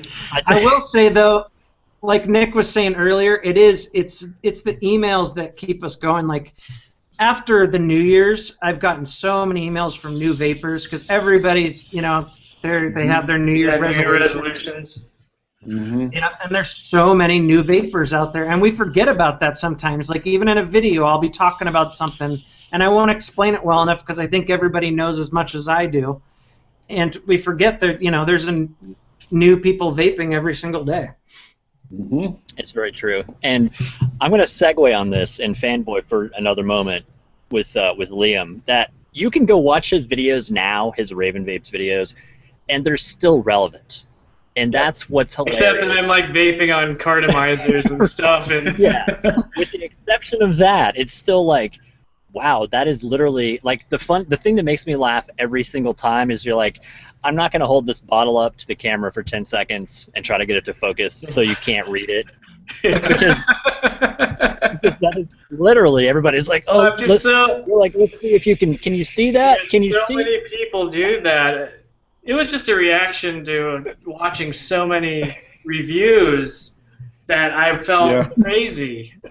And because it's still so relevant. To Well, how part of it's people- relevant because I'm not, the stuff isn't real stuff. So, my Zeus mod is never going to exist, so it'll always be relevant. And the chat. Well, I'm psyched for your new videos because there's so much shit you can make fun of now. I mean, there's just so many Oh, things yeah. you could make. I'm about to. I have two things planned out that that I'm excited to do, and so I am gonna be doing two. I'm gonna be doing 2 new ones, but yeah, because I had a really long break where I hadn't done any, because I was just watching vape videos and just vaping and enjoying it, but not making videos. But I'm gonna make some more now. I thought it was I've got them written out. jail. What's that? Instead, I thought it was because you were in jail. Yeah, I was in jail for a while. Or Raven Vapes was in jail for a while, and then he got his implants. Yeah. But That I was got a good video, like a year and a half later, saying you were in jail. That was awesome. I just went back. I hadn't watched those since I did them, and I went back and I watched the one about my Meemaw. Yes. It was her. It was like ginger e-liquid. I just watched that last night, actually. That one actually I liked that. Because it was just so ridiculous. And then like it ends up that she was just the most horrible woman. Like they had to salt the soil where their house was or something, burn the house down and salt the soil because she wouldn't stop like haunting. Will there be a cross appearance from Sock Puppets?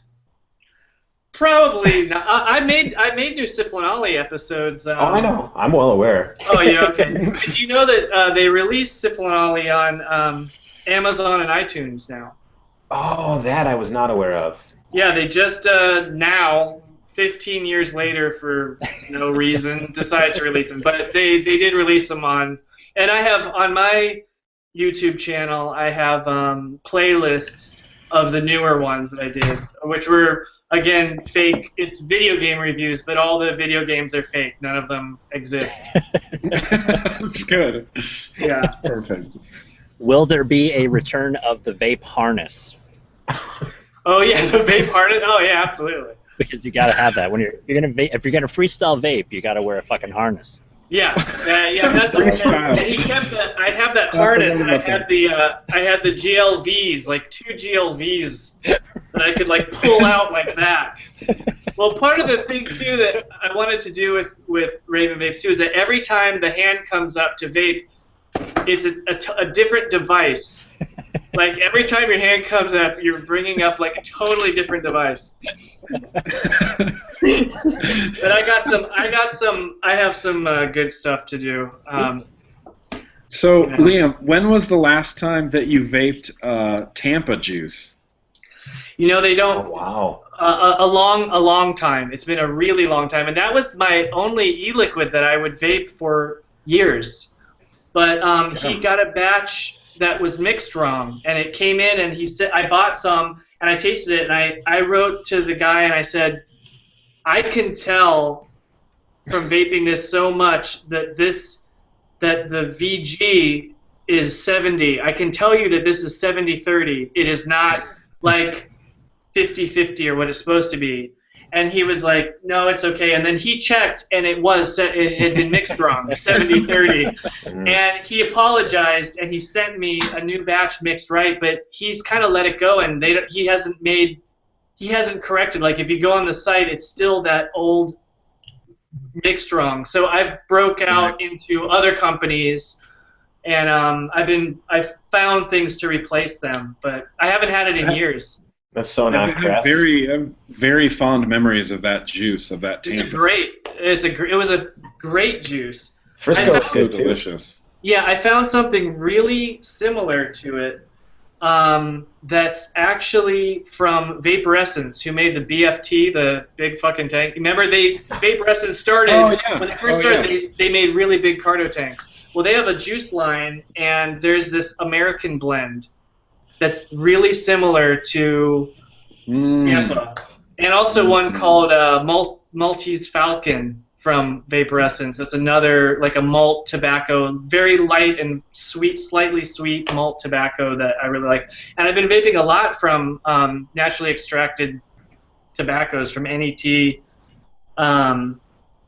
A lot of different kinds from them because they blow my mind. I only vape tobacco e-liquids, and I don't vape any desserts or fruits or menthols or anything So and I also vape very low nic. And I had a very hard time when I first started vaping because every e-liquid, you could only buy it in high, medium, and low. Like you didn't know what the nic level was. So I had a really hard time of getting like over nicotined. And I finally found this one Tampa, which I love the flavor of it, but they made it in a 5. And it was I couldn't find any other e-liquid that was below a 6. Now it's great. It's never been better for me because now there's lots of 3s and 4s milligrams. So, but they do it in a 3. So I get this American blended Vaporescence in a 3, and I like that. I have a lot. I also really like Poet. I like the black tea from Poet and stuff. Yeah, I found some good stuff. But you should try this e-liquid. There's also another kind that I want to send you. There's a naturally extracted tobacco website. He has an RY4 that isn't like any. It's not like an RY4. I don't know what it's like. It's called like TRY4.1. Perfect. It's made with all really good natural tobaccos, like extracts. You know, it's a coil clogger, but it's well worth it. And it tastes like Kahlua. Nice. It's like a caramel Kahlua awesome. tobacco, and the tobacco is like a real tobacco. And man, it's like you put it in, and it's one of those things where when you take a hit and you look at the device like, oh shit, I love you. You know? Where it's just like you hit it and you're like, oh my god, like I can't even believe how incredible that is. Yeah. And so those I have a lot of tanks going. I only use tanks, you know, and K-funds and stuff, but extended chimney K-funds. Like, you know. Nice. Oh, yeah. Yeah, I'm psyched for your new videos, man. Yeah, they'll be up soon. I think we talked about it all. I thought this was going to go even longer, but we covered quite a bit of shit. This was 2 hours. Fun. Thanks so much for coming on, you guys. Liam, it was awesome that you came on. Like, I emailed him thinking no way he's going to say yes, and he said yes, so that's awesome. Yeah, absolutely. Yeah, anytime. I mean, I feel like I know all of you guys because I've watched you. I mean, I kind of know Nick and everything, but I feel like I know all of you because I've watched you for years, but I'm like watching all the videos, but I haven't really been a part of the community because I just wasn't really doing real reviews ever, and I don't do videos regularly. I do lots of videos. I do hundreds of videos a year, but not of all vaping related, even though I'm vaping the entire time I'm making every video I make. So, but yeah, I want to make more, and I'm happy to come on again sometime. It's fun to meet you. It's fun to get to talk to you guys too, just because. Yeah. You know, I've watched your videos so much, and I feel like I know you guys. I was already felt comfortable coming into the talk to you because I feel like I know all of you already. Well, and there's no way I couldn't lead by the Syphil and Ollie reference because this is going to be like the highlight of me in the vaping world for a long time. Getting to just like have a casual conversation with you. Like, it's very true. Seriously, I would race home from school every day, and if the bus dropped me off late or like I had football practice, whatever, like it would ruin my day if I missed Syphil. Oh yeah. That's awesome. Yeah, I actually charged all these other guys $500 a head because they wanted to come on the show. So I made a little side cash on that. It's funny. It's all different things. Like I never know if somebody ever like says, "Hey, are you Liam Lynch or whatever?" I never know what they're gonna refer to because some of them are Syphil and Ollie. Some people are just like Tenacious D stuff. It's just like, oh my God, Tenacious D, or you know. Because I've done a lot of videos for them in the movie and everything, and for some people it's just drinking out of cups. The drinking out of cups, like that's all it is. So I'll get Twitter feeds of just like quote, you know, somebody will tweet me just a quote from, like I want to hear a quote from it, you know, like a quote from drinking out of cups, or it's just United States or whatever. It's just like.